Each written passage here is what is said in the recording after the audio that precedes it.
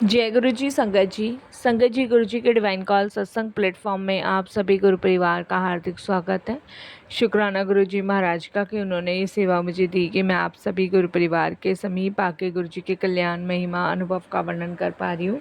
अनंतम शुक्राना मेरे गुरु जी महाराज का। संगत जी, आज का जो सत्संग मैं आपके साथ शेयर कर रही हूँ वो रीना आंटी का सत्संग है। ये बहुत ही प्यारा सत्संग है, ब्लेसिंगफुल सत्संग है। तो मेरी विनती है सभी गुरु परिवार से कि आप सत्संग को अंत तक सुनिएगा, ध्यान से सुनिएगा, पूरा सुनिएगा। सत्संग का मतलब होता है सत्य का संग, और सत्संग की प्राप्ति जब ही होती है जब गुरु कृपा होती है। तो हम सभी बड़े भाग्यशाली है कि हम पे गुरु कृपा हुई और हमें सत्संग सुनने का और शेयर करने का सौभाग्य प्राप्त हुआ। तो प्लीज़ साथ संगत जी बिना स्किप किए सत्संग को बड़ी श्रद्धा भाव से अंत तक सुनिएगा।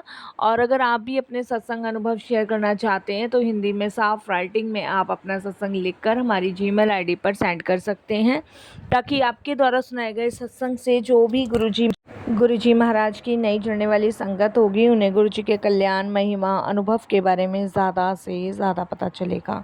सत्संग आपको पसंद आए तो आप इसको लाइक कीजिएगा, चैनल को सब्सक्राइब कीजिएगा, वीडियो को ज़्यादा से ज़्यादा संगत में शेयर कीजिएगा और बेल आइकन दबाना बिल्कुल नहीं भूलिएगा। जब भी कोई लेटेस्ट सत्संग आएगा उसका नोटिफिकेशन आपके पास आएगा। तो चलिए संगत जी, चलते हैं रीना आंटी के सत्संग की ओर। बहुत ही प्यारा और ब्लेसिंगफुल सत्संग है, तो बिना स्किप किए ध्यान से सुनिएगा और गुरु जी के मंत्र जाप से सत्संग की शुरुआत करेंगे। ओम नमः शिवाय, शिव जी सदा सहाय। ओम नमः शिवाय, गुरु जी सदा सहाय। जय गुरु जी। संगत जी, मेरा नाम रीना है और मैं दिल्ली गाजीपुर की रहने वाली हूँ। सबसे पहले गुरु जी का शुक्राना करूँगी, अनंतम शुक्राना करूँगी। सारी संगत जी को जय गुरु जी बोलूँगी और ये मौका गुरु जी ने दिया उसके लिए भी गुरु जी का बारंबार शुक्राना। ये नया जीवन दान गुरु जी ने दिया उसके लिए भी गुरु जी का बहुत बहुत शुक्राना। संगत जी, अगर शायद आज मैं गुरु जी की महिमा का वर्णन कर पा रही हूँ तो ये गुरु जी की कृपा से ही है। संगत जी, मेरी जर्नी गुरु जी के साथ 2014 में शुरू हुई थी। मैंने गुरु जी के बारे में ना तो कभी सुना था, ना ही मैंने कभी गुरु जी के दरबार गई थी और ना ही कोई सत्संग अटेंड किया था। 2013 में संगत जी मेरी थोड़ी सी तबीयत ख़राब रहने लगी और मुझे थकान महसूस होती थी। मेरा किसी काम में मन नहीं लगता था। मैं घर में सिलाई का काम करती हूँ और मेरे हस्बैंड एक प्राइवेट नौकरी करते हैं और मेरे 2 बच्चे हैं। तो किसी से लेना नहीं था तो किसी को देना भी नहीं था। ऐसा मेरा परिवार था। छोटे सा परिवार था, छोटी सी ज़िंदगी जी रहे थे हम लोग, खुशी भरी जी रहे थे। और जो बड़े सपने हम पूरे नहीं कर पा रहे थे तो छोटे सपने भी हमारे ऐसे नहीं थे जो अधूरे थे। तो हमारी प्रभु की कृपा से सुबह शाम की रोटी का गुजारा और बच्चों की पढ़ाई वगैरह ये सब अच्छे से चल रहा था। हमारा ड्रीम था कि हम एक अपना घर लेंगे, क्योंकि हम लोग रेंट पे रहते हैं। उस टाइम पे रहते थे, लेकिन इस टाइम गुरु जी की कृपा से घर है अपना। तो संगत जी, मतलब ठीक थे हालात, भगवान की दया थी, कृपा थी हम पर।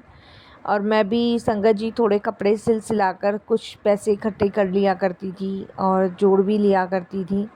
और मेरे हस्बैंड की भी तनख्वाह ठीक थी, तो ठीक था सारा काम, घर का जो था खर्चा पानी चल रहा था।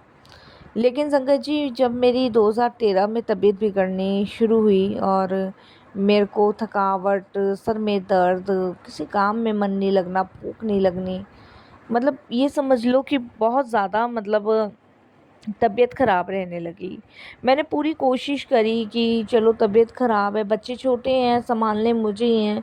तबीयत ख़राब में भी मैं उस टाइम भी काम किया करती थी, ऐसा नहीं है। लेकिन कुछ दिन बाद तो ऐसा हो गया कि काम करना ही बिल्कुल बंद कर दिया और एकदम से बिस्तर पे आ गई। चलना फिरना सब कुछ बंद हो गया था। संगत जी, शाम की रोटी का नहीं पता, सुबह की रोटी का नहीं पता, कुछ नहीं पता। बच्चे स्कूल जा रहे हैं नहीं जा रहे उनका नहीं पता, क्योंकि उठा ही नहीं जाता था, काम ही नहीं करता था शरीर। और जो भी पैसे जोड़े हुए थे संगत जी, वो हकीम के पास जाने लग गए, डॉक्टरों के पास जाने लग गए। ना जाने कहाँ कहाँ से मैंने अपना ट्रीटमेंट करवाया, बट कोई फ़र्क नहीं पड़ा। जितने भी पैसे थे वो ऐसे ही वेस्ट जाते रहे। इधर संगत जी हस्बैंड भी थोड़ा सा गुस्सा करने लग गए। वो कहने लगे 24 घंटे बीमार पड़ी रहती हो, सारी रिपोर्ट्स नॉर्मल आ रही है, कुछ है भी नहीं, चलो कुछ हो तो समझ आता है, लेकिन सारी रिपोर्ट्स नॉर्मल आ रही है और ऐसे कैसे काम चलेगा। तो इधर हस्बैंड का मेरा भी थोड़ा झगड़ा होना शुरू हो गया था और मुझे ऐसा लगता था कि पता नहीं ऐसा क्या हो गया मेरे घर में, मतलब एकदम से नेगेटिविटी मेरे घर में आ गई है, किसी काम में मन नहीं लग रहा है, हस्बैंड के साथ भी झगड़ा हो रहा है, बच्चे भी स्कूल नहीं जा रहे हैं, इधर मकान का किराया चढ़ता जा रहा है, बिजली का बिल चढ़ता जा रहा है, क्योंकि बहुत सारे पैसे तो हमारे संगत जी डॉक्टर और हकीमों के पास जाके ही बर्बाद हो गए। कुछ नहीं समझ आया था, दिमाग ने एकदम से काम करना ही बंद कर दिया। मैं भगवान से रोज़ ही कहती, मैंने कहा भगवान ये क्या हो गया अचानक से, ना सुबह का दिया लगता ना शाम का दिया लगता, बच्चे भी बेचारे परेशान, अपना जैसा उल्टा सीधा मिला खा लिया।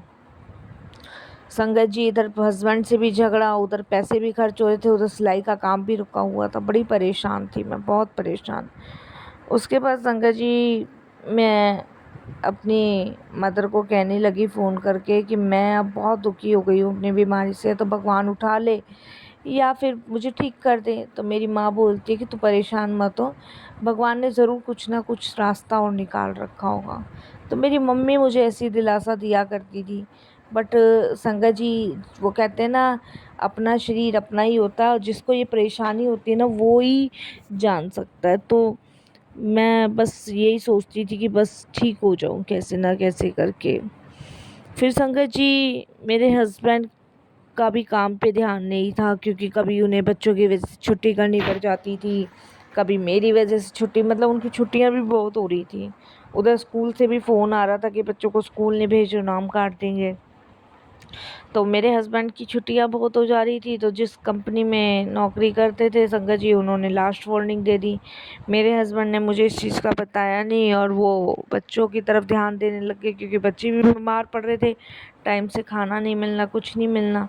और मम्मी मेरी आ नहीं सकती थी क्योंकि वो संगत जी वैसे ही पैरालाइज थी, और भैया भाभी थे तो उनकी अपनी फैमिली थी, कौन किसका करता है, कोई नहीं करता। ससुराल की तरफ से पता ही है संगत जी, सभी रिश्ते ऐसे ही होते हैं, किसी के दुख में कोई नहीं खड़ा होता। तो वही था कि हमारे दुख में भी उस टाइम कोई नहीं खड़ा था, बट भगवान ने हमारा साथ दिया।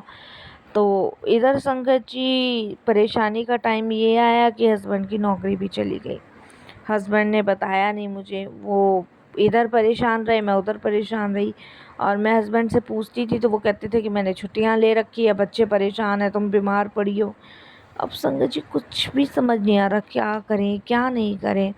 और मैं अपने हस्बैंड को बार बार कहूँ कि इतनी छुट्टी करोगे तो नौकरी से निकाल देगा, फ़ायदा कुछ नहीं है। मेरे हस्बैंड कहते थे देखी जाएगी, जो होगा सो होगा। अब संगत जी मकान का किराया, बिजली का बिल, चलो मकान मालिक को समझा भी दो लेकिन बिजली का बिल तो भरना ही है।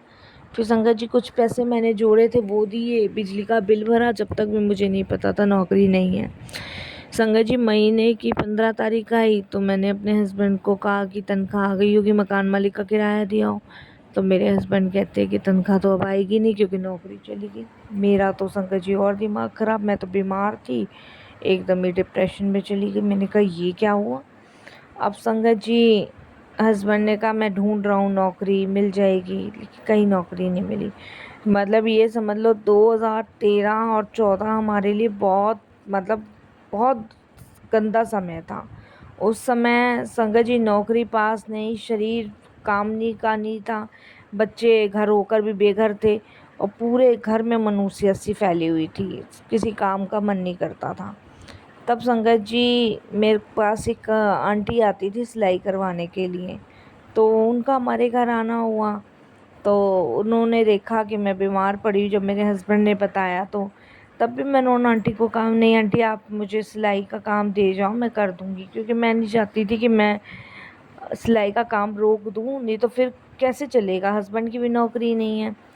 तो उन्होंने जब मुझे छुआ तो वो कहती तुम्हें तो बहुत तेज़ बुखार है, कैसे सिलोगी। और उनको 3 सूट सिलवाने थे क्योंकि उनको मसूरी जाना था घूमने। तो बोली कि कैसे सिलोगी, कोई बात नहीं मैं किसी और टेलर को दे देती हूँ। पर वो मुझे कहती है मुझे बड़ा दुख हो रहा है किसी और टेलर को देते हुए, क्योंकि मैं हर बार तुमसे ही सिलवाती हूँ। तो मैंने कहा हाँ, तो बोली हुआ क्या है, दवाई वगैरह नहीं लाई। तो मैंने कहा दवाई मेरी चल रही है और समझ नहीं आ रहा क्या हो रहा है, रिपोर्ट भी सारी नॉर्मल आई है, लेकिन कोई दवाई का असर नहीं हो रहा। जब उन्होंने मुझे ये सारी चीज़ें मेरी सुनी तो उन्होंने कहा तुम एक काम करो, तुम ना यूट्यूब पे गुरुजी के सत्संग सुना करो। तो जब उन्होंने पहली बार संगत जी गुरुजी के बारे में हमें बताया, उन्होंने मुझे कहा कि लाओ अपना फ़ोन दो। उन्होंने मेरा फ़ोन लिया, उसमें उन्होंने गुरुजी महाराज के 1-2 सत्संग निकाल के दिए। उन्होंने कहा ये सुनो और देखना तुम कैसे ठीक हो जाओगी। अब संगत जी सत्संग उन्होंने दे दिए, सत्संग मैंने सुनना शुरू कर दिया। जब तक गुरुजी के पास नहीं गई, गुरुजी के बारे में सुना नहीं था, मंदिर नहीं गई, देखा नहीं, सिर्फ मैंने यूट्यूब पे सत्संग सुना और यूट्यूब पे ही मैंने गुरुजी का फेस देखा था पहली बार। तो उन्होंने आंटी ने बताया कि ये एक ऐसा दरबार है जहाँ पे हर परेशानी का समाधान होता है। हम तो इन्हीं को मानते हैं, हम तो इन्हीं के दरबार जाते हैं।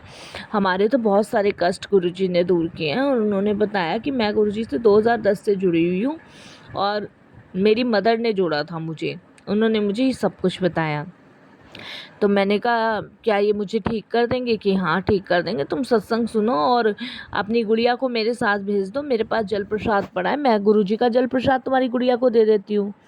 तो मेरी 2 गली छोड़ के तीसरी गली में उनका घर है। तो मैंने अपने हस्बैंड को, अपनी गुड़िया को, दोनों को उनके घर भेजा और उन आंटी ने एक छोटी सी बॉटल दी जल प्रसाद की और उन्होंने मेरे हस्बैंड को कहा कि इसको अपनी वाइफ को कहना कि दवाई इसी से लेगी, गुरुजी का मंत्र जाप करते हो। मंत्र जाप भी उन्होंने बताया। घर मेरे हस्बैंड आए और मेरे हस्बैंड ने वो बोतल दी। उन्होंने कहा, आंटी ने कहा है कि इसी से जल प्रसाद से दवाई लेना और मंत्र जाप करती रहना। तो संगत जी मैंने कहा ठीक है। अब संगत जी मैंने जल प्रसाद से दवाई लेनी शुरू करी, सत्संग सुनने शुरू करे। सत्संग मुझे अच्छे लगे और सत्संग सुनने के बाद संगत जी एक अलग सी ऊर्जा सी नज़र आती थी। शरीर बड़ा हल्का हल्का सा लगता था। और उस दिन संगत जी पहली बार जब मैंने ये सत्संग सुना था ना, एक रेनू आंटी का सत्संग था वो सुना था, उसके बाद मुझे पहली बार इतनी सुकून भरी नींद आई थी। नहीं, मैं रातों को सोती नहीं थी संगत जी। जब मैं गहरी नींद से सोई और जब मैं सुबह उठी तो मेरा शरीर मानो बहुत हल्का हल्का, जैसे पता नहीं मेरे शरीर से क्या चीज़ बाहर निकल गई हो। मुझे बड़ी शांति, बड़ा सुकून मिला, बड़ा चैन मिला। और उसके बाद संगत जी मैंने रोज़ गुरुजी के सत्संग सुनने शुरू कर दिए। गुरुजी के सत्संग सुनने के बाद संगत जी मेरा शरीर जो है ना उठना शुरू हो गया। और वो दवाइयाँ मैं उसी जल प्रसाद से लेती थी, एक एक घूंट मान लो संगत जी, एक एक घूंट से दवाइयाँ लेती थी, ये ख़त्म ना हो जाए। तो इस तरीके से संगत जी मैं पूरी तरीके से स्वस्थ हुई। जब तक मेरे हस्बैंड की नौकरी लगी, परेशानी बहुत थी, आर्थिक तंगी बहुत थी, कर्जा ले रखा था हस्बैंड ने। उसके बाद संगत जी मैंने अपने हस्बैंड को कहा कि हम इनके दरबार चलेंगे। तो वो कहते हैं कि मैं शाम को आंटी के घर जाता हूँ, पूछ के आता हूँ। तो मेरे हस्बैंड उन आंटी के घर गए। तो वो आंटी संगत जी मसूरी जब तक जा चुकी थी। और संगत जी मेरे हस्बैंड ने उनके घर में पूछा तो उन्होंने कहा भाई वो तो मसूरी गए हुए हैं। उन्होंने मेरे हस्बैंड को गुरुजी का एड्रेस बताया, लेकिन मेरे हस्बैंड को समझ नहीं आया। अब मेरे हस्बैंड बोले कि हम कैसे पहुंचेंगे, हम तो पहली बार जा रहे हैं। तो मैंने मन ही मन गुरुजी से कहा, मैंने कहा गुरुजी मैं आपके दरबार आना चाहती हूँ आपका धन्यवाद करने, और मेरी बड़ी इच्छा है। अब वो आंटी पता नहीं कब आएगी पर आप बुलाओ। मैंने ऐसे कहा जब मैं ठीक हो गई। तो संगत जी देखिए गुरुजी का ऐसी कृपा, गुरुजी की ऐसी ब्लेसिंग्स मुझे मिली कि मैं जितना शुक्राना करूँ उतना ही कम है। उसके बाद संगत जी मेरे हस्बैंड के माइंड में आता है कि हम गूगल पे सर्च करते हैं। गूगल पे सर्च करा तो गुरुजी का एड्रेस आ गया। अगले दिन मैं, मेरे हस्बैंड, मेरे दोनों बच्चे गुरुजी के दरबार गए। और पहली बार गए थे, कुछ पता नहीं था, तो लाइन में लग गए संगत जी। हमें नहीं पता था चप्पल कहाँ उतारनी है, क्या क्या करना है, हमें कुछ नहीं पता था। तो जैसी लाइन में लगे तो वहाँ पे एक अंकल जी थे और वो मेरी गुड़िया को देख के हंसने लगे। और मेरी गुड़िया मतलब वो एक्टिविटी से कर रहे थे वो अंकल, और मेरी गुड़िया उनको देख देख के बार बार मुस्कुरा रही थी। तो वो मेरी गुड़िया के पास आए और बोले कि बड़ी प्यारी बच्ची है ये। तो मैंने कहा हाँ। तो उन्होंने बोला पहली बार आए हो गुरुजी के यहाँ? तो मेरे हस्बैंड कहते हैं हाँ जी पहली बार आए हैं, कुछ तो पता नहीं है। तो कहते कि चंगी जगह आए हो, चंगी जगह आए हो। असी चंगी जगह, अब हमें पंजाबी तो आती नहीं संगत जी, क्या से क्या समझे। तो मेरे हस्बैंड बोले कि हमें पंजाबी नहीं आती। तो वो कहते बहुत अच्छी जगह आए हो, और यहाँ से सीधे चले जाओ, गुरुजी महाराज का दरबार है, माथा टेको, लंगर करो, सारे रोग अपने दूर करवाओ, सारे कष्ट दूर करवाने आए हो यहाँ पे, ऐसे करके उन्होंने बोला। तो मेरे हस्बैंड कहते हैं हाँ जी। तो संगत जी जैसे जैसे उन्होंने बताया वैसे वैसे हम सीधे ही गए, नाक की सिधाई में गए और सीढ़ियाँ चढ़ी गुरुजी के दरबार में। देखा अंदर से बड़ा संगत जी दरबार सुंदर, और मैं मेरे हस्बैंड एकदम भावुक हो गए, हमारी आंखों से उस टाइम आंसू निकलने लग गए। और संगत जी मैंने वहाँ माथा टेका, मेरे हस्बैंड ने, बच्चों ने देखा, और मतलब बड़ी शांति, बड़ा सुकून, बड़ा रिलैक्स फील हुआ। लगा ही नहीं जैसे हम कोई परेशानी में है, कोई टेंशन में है।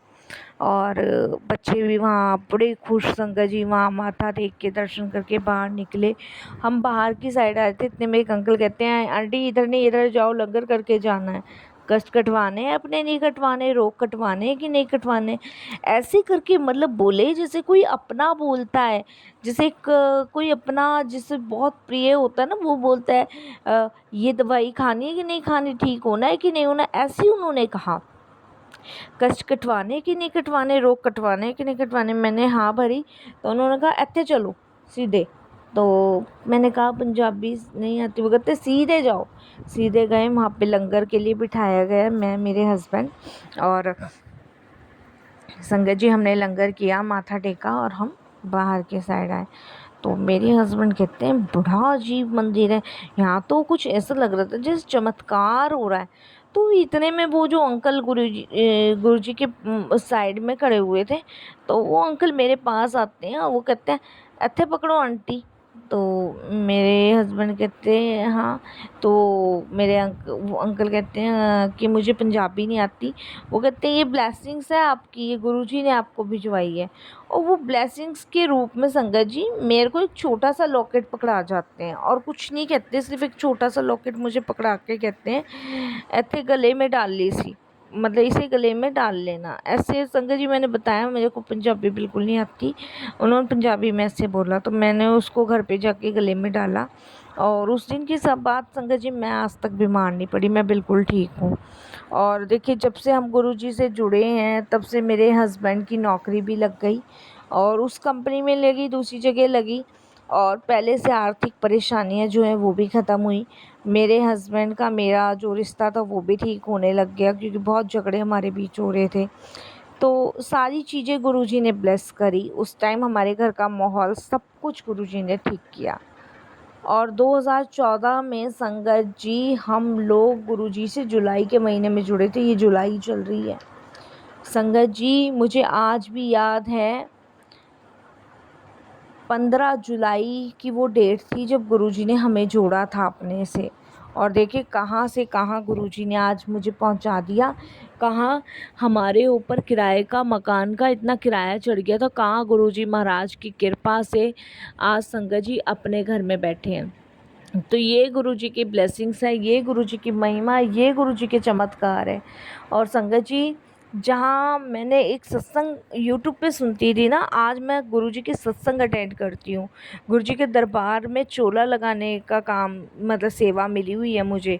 मेरे यहाँ संगत जी वजीरपुर में जहाँ भी गुरुजी का सत्संग होता है वहाँ चोले के लिए सेवा गुरुजी मुझे ही दिलवाते हैं। और संगत जी मुझे बड़ी खुशी होती है उस सेवा को करते हुए। मैं संगत जी गुरुजी महाराज का कहीं भी सत्संग हो, मेरे को गुरुजी ने चोले की सेवा दिलवानी है। और संगत जी मैं जितना भी शुक्राना करूं उतना ही कम है। मेरे हस्बैंड भी गुरुजी को बहुत मानते हैं, और ना जाने गुरुजी अपनी सेवा करवा करवा के कौन से हमारे कष्ट काट रहे हैं। ये घर गुरुजी ने ब्लेस किया। और संगत जी इसका भी बहुत बड़ा सत्संग है कि कैसे गुरुजी ने देखिए घर ब्लेस किया। हमने नहीं सोचा था कभी हम घर ले भी पाएंगे, हमें ये बस एक सपने होते हैं ना इंसान के बड़े बड़े कि हम ये करेंगे वो करेंगे, लेकिन वो पूरे हो ना हो इसकी गारंटी नहीं होती है। आदमी सपने देखता बहुत बड़े बड़े, तो वही सपना हमने देखा था, लेकिन हमें उम्मीद नहीं थी कि ये पूरा कभी होगा। क्योंकि संगत जी एक बात आप मुझे बताऊँ ना, 15-20 हज़ार की नौकरी में कैसे कोई सपना पूरा कर लेगा, और लाखों का मकान। और मैं भी संगत जी 1000-1500 रुपये से ज़्यादा नहीं कमा पाती अपनी सिलाई में, और 15-20 हज़ार की नौकरी में मेरे हस्बैंड कहाँ से कर लेते। बच्चों की पढ़ाई भी है, किराया भी है, तो बहुत सारी चीज़ें हैं। लेकिन जब से हम गुरुजी से जुड़े हैं ना, तब से गुरुजी महाराज ने वो चमत्कार, वो करिश्मे हमारे जीवन में करके दे दिए जिसकी हमने कभी कल्पना नहीं की थी। तो बस यही है कि शुक्राना ही निकलता है मुँह से, हमेशा शुक्राना ही निकलता है। और संगत जी, कुछ वो लोग हैं जो किसी की परेशानी में काम नहीं आते। हम जब परेशान थे ना, तो हमारे साथ कोई खड़ा नहीं था, ना घर वाले ना बाहर वाले, किसी ने हमारी कोई मदद नहीं करी। मदद करी तो हमारे सच्चे पातशाह, हमारे गुरु ने करी, जिसने हमें संभाल के रखा, जो खुद हमारे दरवाजे तक चल के हमें ब्लेस करने आए और आंटी के थ्रू अपने से जोड़ा। तो माध्यम गुरुजी बनाते हैं। बस यही मैं अपना सत्संग विराम देती हूँ। कोई भूल चुको तो क्षमा कीजिएगा। जय गुरुजी महाराज।